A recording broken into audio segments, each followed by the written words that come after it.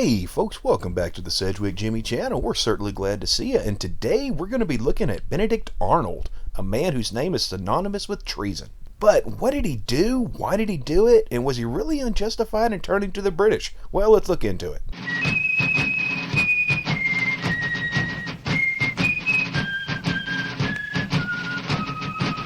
Benedict Arnold was born in 1741 in the Connecticut colony, which at the time was part of Britain. His father was a well-off businessman, which allowed Arnold access to an education at a private school. However, 4 of his siblings died of yellow fever, and this destroyed his father. He became an alcoholic, letting his money and business fade away, and ending Arnold's private education. Luckily, Arnold was able to get an apprenticeship with his mother's cousins. His mother, whom Arnold was rather close to, died in 1759. Leading to his father further falling into alcoholism and leaving Arnold to care for his father and his younger sister. His father eventually died in 1761.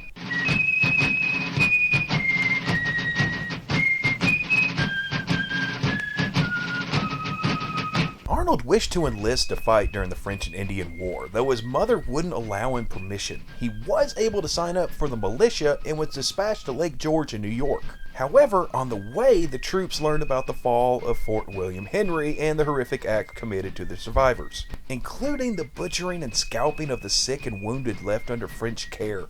Leading to the men turning around and heading home, Arnold served for a whole 13 days.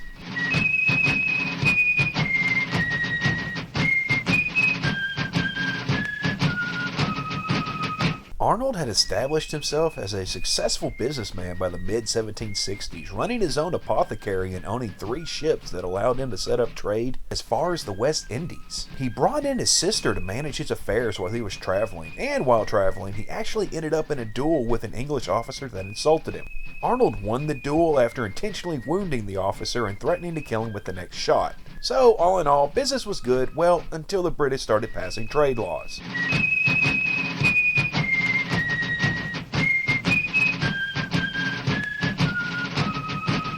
The British spent a lot of money during the French and Indian War, so much that it put them into debt, and to recoup this money, the Crown began to tax the colonies. They passed the Sugar Act in 1764, replacing the old Molasses Act by halving the tax amount, but also stepping up their attempts to collect the money. They also listed several items that could only be shipped back to England.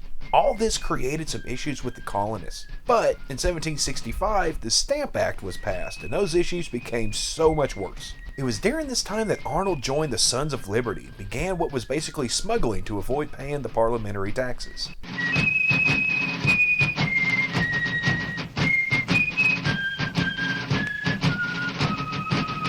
When the war started, Arnold was a colonel in the Connecticut militia. He proposed an attack on Fort Ticonderoga and was given permission to take the fort, and he ended up doing so with the help of Ethan Allen and his Green Mountain Boys. He commanded the fort until another company arrived whose commander argued that he was to command the fort, at which time Arnold resigned his command and left. It was during this journey back home that he sadly learned of his wife's passing. Arnold pressed the Second Continental Congress for an invasion of Quebec, to which they agreed but left him out of command. Instead, he went to George Washington and proposed a different route to Quebec City, after which Washington promoted him to colonel in the Continental Army. Arnold arrived at Quebec City and during a failed attack was wounded in the leg by a musket ball, shattering the bone and causing him pain for the rest of his life.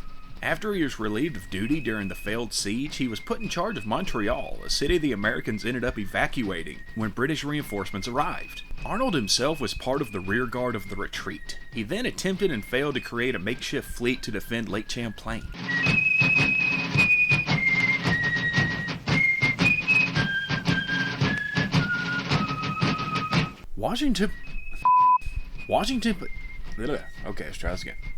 Washington put Arnold in charge of defense of Rhode Island, and it was during this time that he was passed over for several promotions due to politics, and he attempted to resign, though Washington rejected his resignation and called upon the Continental Congress to make smarter decisions when it came to promoting.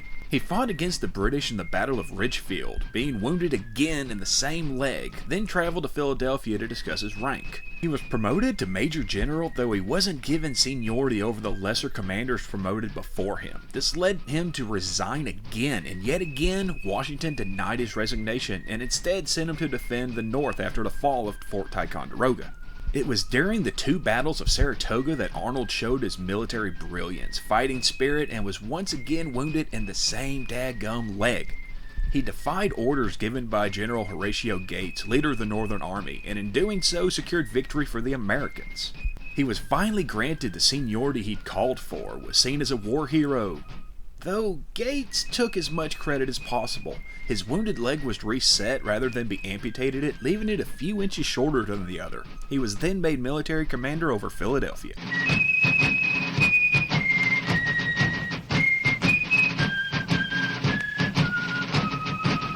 In Philadelphia, Arnold continued his business dealings, which was normal for officers to do, and married a young woman with strong loyalist ties named Peggy Shippen. Due to harsh dealings with local officials, his becoming a cripple in the service of a military that had promoted and honored lesser men, and the loss of his business in Connecticut, Arnold was rather angry with his treatment. And of course, having 18-year-old loyalist Peggy in his ear didn't help much. It was also during this time that he began to have major doubts about the future of the Revolution, and to believe that if drastic changes weren't made, they would lose to the British. He began to give troop movements to General Clinton through intermediaries, and also began negotiations on possibly switching sides completely. Much of the correspondence back and forth was done through Peggy and her circle of friends. He was brought up on charges of profiteering, though as I said before, he wasn't really doing anything out of the ordinary, and was only singled out due to city and military officials not particularly liking him. He was cleared on all but 2 charges, though he was publicly condemned by George Washington, and that was the straw that broke the camel's back.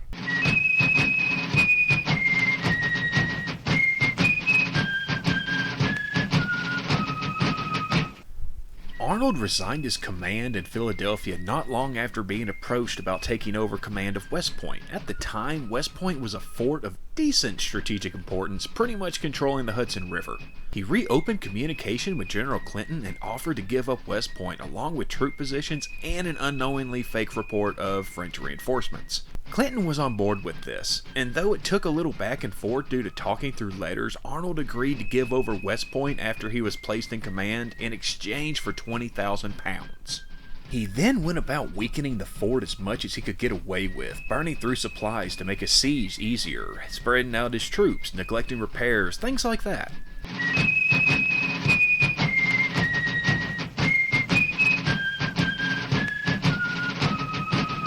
On September 21, 1780, Arnold met with one of his intermediaries and General Clinton's chief spy, John Andre. They confirmed the deal and Arnold handed over a map of the fort as well as plans for how to take it. Andre then set off to deliver the goods, but the ship meant to take him to New York was damaged by cannon fire, and he was forced to go over land, leading to him being captured and the plot coming to light. Arnold learned of the capture while awaiting a meeting with George Washington, who had also been informed of the plot. Arnold fled rather than be brought up on charges, and Andre was executed after the British refused to trade him for Arnold. He went on to fight the rest of the Revolution for the British, burning down New London and slaughtering Americans that had surrendered at Groton Heights, both just a stone's throw away from where he grew up.